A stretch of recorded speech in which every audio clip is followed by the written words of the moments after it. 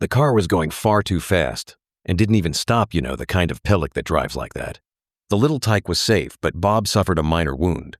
He had stopped so fast when he reached the boy, he stubbed his toe. I later wrote a letter to the local newspaper to publicly thank him. They published it, and Bob later received the Governor General of Canada's Award for Bravery. Well done, Bob. After working at the bank for about a year, I left and accepted a position as financial controller for a former client. Sounds good, eh? The 26-year-old owner of the company was a whiz kid in the computer field, and he needed a mature person with business experience. I was very confident by then. With all that I had gone through, I knew every trick in the trade. I promised him I would bankrupt him or make him a millionaire within 2 years. This 2-year stint with Michael was once again extremely hard work and stressful. Will I never learn? Long hours using all my business experience to elevate this lad's company. From a small business to a major player in the very competitive high-tech world was exhausting enough. But I had to cope with another problem. Once again, I find myself trying not to embarrass anybody. Suffice to say that he was married and not behaving appropriately. Michael's dubious behavior and the lies that I had to tell to protect everybody, pretending to be neutral, was becoming very stressful for both Rita and I. Just for a break, permit me to take a bow at this time.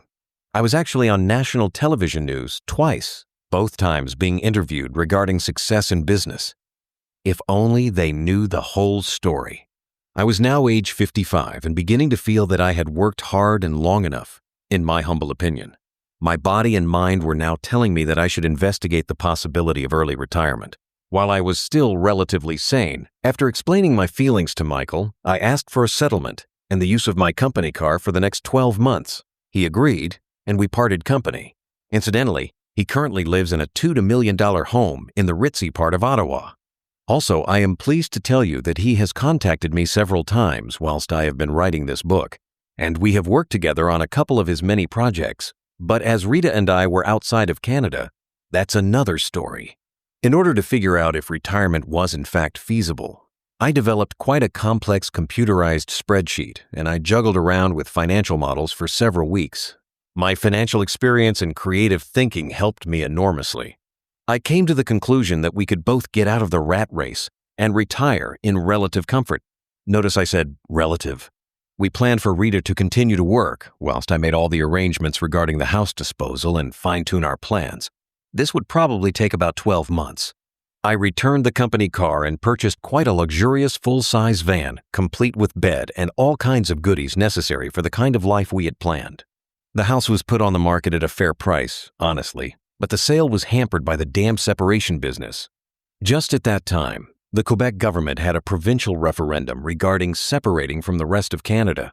The federal government underestimated the situation, and the vote was so close, it created havoc, and nobody wanted to move into Quebec. In fact, a lot of people wanted to move out. Luckily, that's not the word, gorgeous girl, Rena and her husband Alf had just moved from Manitoba, wanted to live in Labelle province. They fell in love with our house. I was forced to drop the price substantially, but in order to achieve our goals, it had to go irrespective of the financial loss. Remember, I'm the guy that sacrifices money in favor of happiness. The house was sold. We bought a 25-feet travel trailer and parked it in Bob and Sue's oversized driveway. I went over our new home meticulously to ensure that we would have no problems on our intended travels. In Quebec, even trailers had to be certified roadworthy, so I had to take for a safety check. This was scary for me as I'd never towed before and the testing station was 25 kilometers away. We hitched up and Rita and I set off. I confidently told Rita not to worry. I would be fine unless the mechanic wanted me to reverse into the garage. The first thing I saw when we pulled around the corner was a mechanic in an overall directing me to back into a bay. I actually did good, but the van didn't do as well on the test. One of the 4 electric brakes was inoperative, and this place did not do repairs. We spent the next hour driving around a small town trying to find a garage that would do the job today. Success. One kind chap fixed us up and we returned to have it retested. The certificate was issued and we jubilantly made our way back home. We moved out of the house and into the trailer. The next few months were spent working on both the van and the trailer and planning. Trust me, you will soon find out why a simple job like retirement should require so much thought. We continued like this until Rita retired. Then we had a few relaxing weeks and set off on our new adventure. Now I'll tell you why it wasn't easy to plan our retirement. When we were in California, we were lucky enough to win third prize in a sweepstake. This was a piece of land in Baja, a province of Mexico just over the border from Southern California. We visited the place whilst we were living in LA, and it was fantastic. So for 5 or 6 years, we had said that if all else fails, we could always retire there. We were now glad that we had this to fall back on and planned accordingly. Apart from the fact that temperatures in Baja reach in excess of 100 free F from around June until September, we had to be in Canada for 6 months of the year to retain our medical coverage. So we had to find a warm part of this cold country to spend the summer months. This is what all the planning was about. Moving long distances is expensive. You buy a house full of stuff, sell or give it away, buy another lot, and so it goes on. So once again, we disposed of unnecessary possessions, took Spanish lessons, and carefully packed our 2 vehicles. More sad farewells, and we were ready to roll. On September 24th, 1996, On the Road Again, by Willie Nelson, courtesy of our waving neighbors, was blaring on our van's stereo as we slowly pulled out of the drive. The rig hit the curb with a bump, as we were so loaded up, but unconcerned. We headed for the highway heading west. We had chosen a destination in the province of British Columbia, on the other side of Canada. This entailed towing the trailer, almost for the first time, across the vast prairies and the potentially perilous Rocky Mountains, a distance of about 2,800 miles. We were both pretty damn nervous, but very excited. It was hoped that we would not need to use any of it, but friends had bought us all kinds of safety equipment in case of emergency, so we felt comfortable in that respect. We had a spare everything, even a torch that was so powerful, it would have burned the paint off any oncoming vehicle had I ever had occasion to use it. Max Bygraves, another favorite, was the next entertainer to help us pass the time driving across Ontario, which we never realized was so wide. It took us almost 3 days, driving about 10 hours a day, to reach the next province of Manitoba. I swear to God, the authorities decided to repair all the many bridges just before we got there in order to improve my ability to guide our 50-foot rig between 2 concrete posts that seemed to be only inches apart. After 2 or 3 days of this, I didn't even slow down. At the end of each day, we checked in at a trailer park and relaxed for the night. In one of these camps, we met a guy who was returning to his home in Winnipeg. When we eventually reached this city, we called in to see the mother of the lady that bought our house in Aylmer, who insisted that we visit. We stood chatting with her on the road when we first arrived. A horn sounded and a voice shouted, "So this where you were heading? What a coincidence. It was that guy we met earlier in Ontario, hundreds of miles back." I'm glad we stopped in to see this hospitable lady. Her well-traveled father advised us that our planned route was full of very tight bends on the last leg of the journey. We shouldn't attempt it unless our trailer was flexible, and he suggested a better road, which we did. The sight of the prairies was a relief, as this meant there would be no more bridges. Quite frankly, though, I would prefer battling the obstacle course to driving for 3 days across the huge blanket of wheat fields covering much of Manitoba, Saskatchewan, and Alberta. They are very flat, and although picturesque, I have to say that to avoid hurting anyone, driving through them is so bloody boring. The white-capped peaks of the Rockies are visible for hundreds of miles. They got increasingly bigger by the hour, as did our trepidation. We drove through the foothills, which presented no problem. Then we were confronted with the first steep incline. That's really understating it. The friggin' thing was like a tarmac wall in front of us. Our singing came to an abrupt halt as we approached this monster. The van, even though it had a 5.7-liter engine, almost went the same way as our singing, but we made it to the top at about 15 miles per hour. I'd never seen anything like this, and it was only the first of many. I won't describe all the others. They were pretty much the same, except to say that when we saw a sign instructing vehicles to stop and check their brakes, we knew what to expect on the downhill runs. They were all hair-raising. We both hoped that the mechanic had done a good job on the brakes. We made it through the Rockies, white as ghosts, with very little upholstery left on Rita's armrest. At the end of a very long and ear-popping day, we approached the Okanagan Valley, Canada's only official desert. This was the warmest all-year-round climate in the country, and the reason we chose this area, we felt we could spend the summers here not having our ghoulies frozen in shifting snow every waking hour. We found the camp where we planned on staying, and wended our way down a narrow country lane through an apple orchard. To our dismay, found a barrier across the private road, leading to the camp. All this way, and they were closed for the season. I looked back up the lane and muttered, There's no sodding way I can reverse up there. And looked at the road ahead. It twisted out of sight round the mountain. There was only one option. I drove forward and slowly got round the bend. To be honest, Rita was crying. As the road got even narrower, we became very conscious of the extremely steep drop on the one side. Our anxiety grew as we didn't know where this would lead us, and the thought of having to reverse was making us both sick. We sighed with relief when a local inhabitant told us that this death trap of a dirt path would eventually hit the highway about quarter of a mile further on. It did, and we turned right towards the town we had just passed through. The town of Penticton is a well-known holiday resort. There were lots of camps to choose from, but we chose the first one at the bottom of the hill. We badly needed a drink. I'm glad we did. After we had set up for the night, the lady next door came over, introduced herself, and invited us to her 25th wedding anniversary the following night. So we had to stay 2 nights before moving on. Ed next door made it all worthwhile when he brought us a humongous bag of chocolate. He worked in a candy bar factory, and our gift was surplus to requirements. With our first choice of park being closed, Plan B became effective, and we made our way to Oliver, a village of about 4,000 residents, and discovered Bel Air Trailer Park. The owner greeted us, and I couldn't believe his accent. "Where do you come from, lad?" I inquired. He came from Bolton, my hometown in England. Loyalty to fellow countrymen dictated that we check in there. It proved to be a good decision, as Dave and his jovial wife Pat were fantastic hosts. As a veteran of 2 weeks towing through thick and thin, I soon set up our rig for the 3-week stay. The place was terrific. It had been an orchard at one time, and the sites were surrounded by fruit trees. All this and a swimming pool and jacuzzi. Life on the road looked promising, especially when we met the fun-loving and friendly neighbors. The allotted 2 weeks sped by, and we had to think about moving on. I mentioned the medical coverage, so in accordance with that, we planned to leave 15th October and return on or just before 15th April. We booked our site at the camp for the 6 months following our return date. We also arranged private medical coverage to protect us in the event of a serious medical emergency whilst outside Canada. This is a must. We all know about the cost of medical treatment in the States. The time at Bel Air was spent chatting and enjoying the daily happy hour when the neighbors would get together for a few drinks whilst sharing jokes and tall stories. It was great fun, but we couldn't wait to be on our way to our ultimate destination. Before we left, our friends gave us all sorts of advice and warnings in order to ensure we had a pleasurable and safe trip. Tom told us to go down a particular major highway.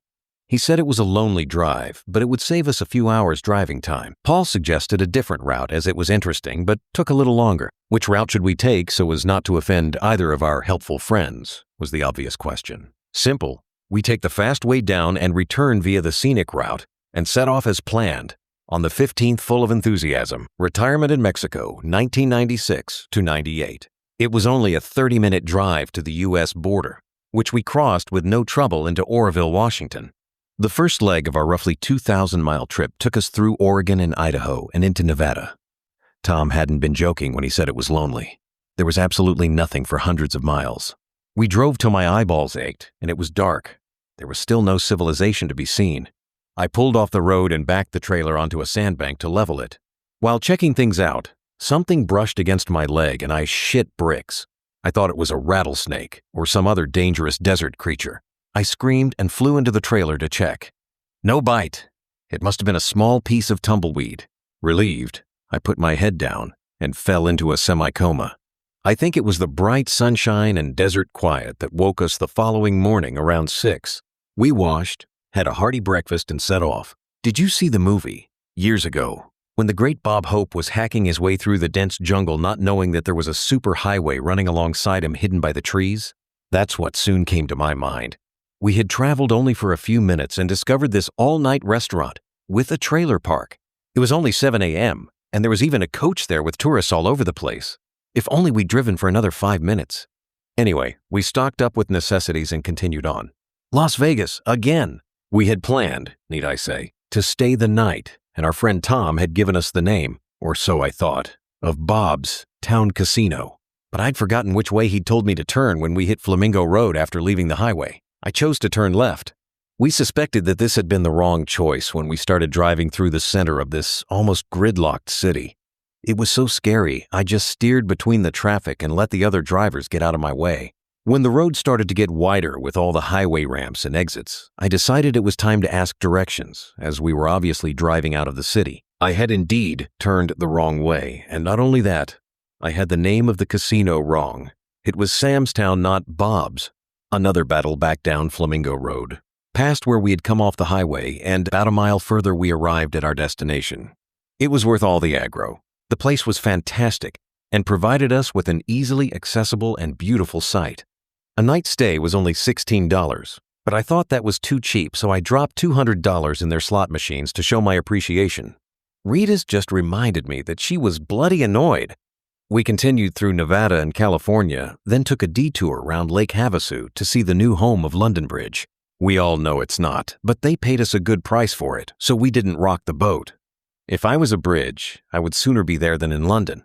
You have to hand it to the Americans. When they do a job, they do it well. The city was beautiful, and the bridge looked like it had always been there, spanning the narrow end of this gorgeous lake. A pseudo-English village had been built at the city end of the bridge, and it was really very authentic, with shops selling little things at big prices. We had an ice cream in a converted red double-decker bus and plodded on. The next stop was Quartzsite, Arizona. It had been strongly recommended that we see this desert crossroads type of town. It boasted the world's largest flea market. Of course, they forgot to tell us that it didn't start until January and it was only October. It was like a ghost town, but we stayed the night in a super park. Rita saw her first tarantula there, and it was a good job the chair was a sturdy one. I can still hear her screams as she jumped on it. She should get used to these spiders, as we would see many more where we were going. We sped back through California to Brawley, where we hung a left to El Centro. This would be our final overnight stay before crossing the United States-Mexico border. Just as we got into this Californian but very Mexican city, the rig felt a bit lopsided. We had a flat tire. We didn't feel too bad as it was our first and last vehicle problem. Out came the emergency equipment, and within minutes, we were ready for the road again, for a short time at least, by using one of these puncture repair and inflator type aerosols. It didn't hold up too long though. The wall was damaged, but we made it to a place where could have it replaced. All in all, we were lucky. Small expense, really, for such a long journey. The border was only about half an hour's drive. It divides the towns of Calexico in California and Mexicali in Mexico. Make sense? We set off at 6 a.m. So early because I figured the Mexican customs officials would still be half asleep and may ignore the mounds of stuff that we were toting. Strange as it may seem, that was the case, and we crossed with no hassle into Mexico. Mexicali is a huge poverty-stricken, but rapidly growing industrialized city. Major corporations are moving their operations there from all over the states, and in fact, Canada and many international firms have substantial representation there. It is also very hot. The whole place is like a gigantic oven, a dirty one, but hot. A fellow died and went to hell. It was so hot. He asked the boss why the people in the corner were wearing overcoats and huddled round flames dancing out of a crevice. The boss replied, "They're from Mexicali." It was hair-raising making our way through this busy metropolis where the locals actually overtake you on the sidewalk. We made it safely around all the many chaotic glorietas. These are roundabouts which contain statues of famous Mexican statespeople or whatever is correct these days. After about half an hour of driving through hell, and with sighs of relief, we reached the open road towards the village of San Felipe, which was about 120 miles south. Thank goodness it was a well-paved road. We passed through the sandy terrain and then zigzagged up and down around the hazardous and barren mountains. Apparently, one of the world's largest gold mines is in these mountains, but we didn't have time for a tour. Roadside signs were now indicating the mileage to our final destination. We were nearly there. The last sign directing us to the beach club section of our retirement ranch came to view, and we stopped for a while to express our relief with a teary laugh at having made it so far with no serious mishaps. Full of emotional thoughts and utterances, we headed down the sandy road towards the ocean. It was about 1.5 kilometers.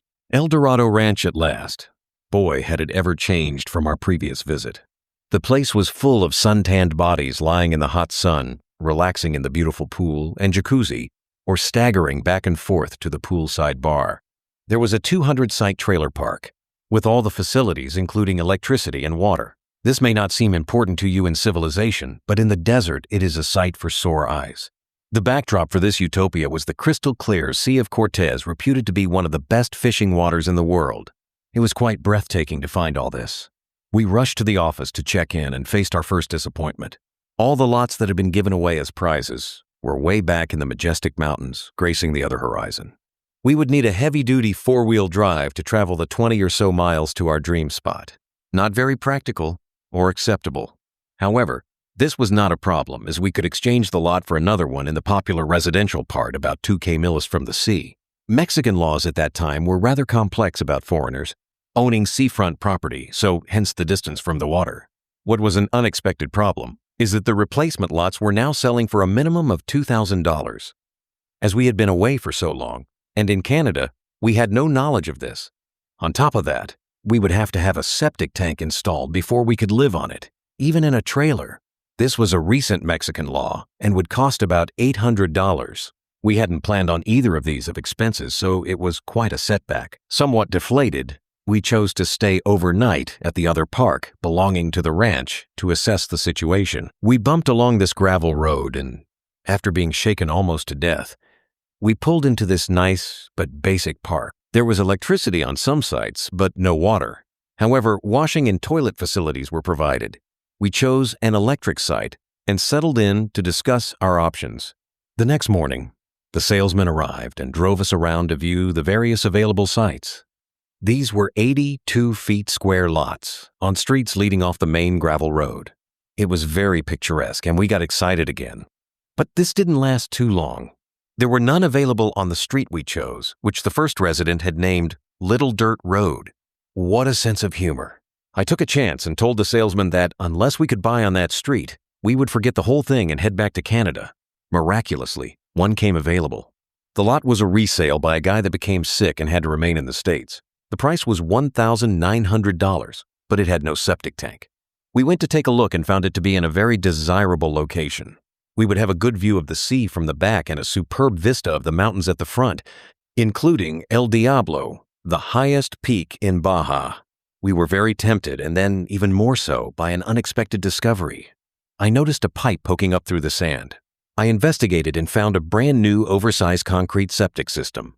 I found out later that the previous owner had installed it himself, and the ranch officials obviously didn't know about it. I cut the plastic pipe down to ground level and covered the end with a cloth and sand and said nothing. We rushed down to the office, signed the papers, and paid. The subsequent conversation went something like this. Optimistic salesman: I'll order your septic tank now. Optimistic me. Later on, I'm still reeling from the shock of spending nearly $2,000. Eager salesman: you can't use it until it's been put in. Determined me: I know, but we'll do it later. Disappointed salesman: okay, but let me know as soon as possible. We scurried off to discreetly move our rig onto the lot. Incidentally, the septic tank business was never mentioned again.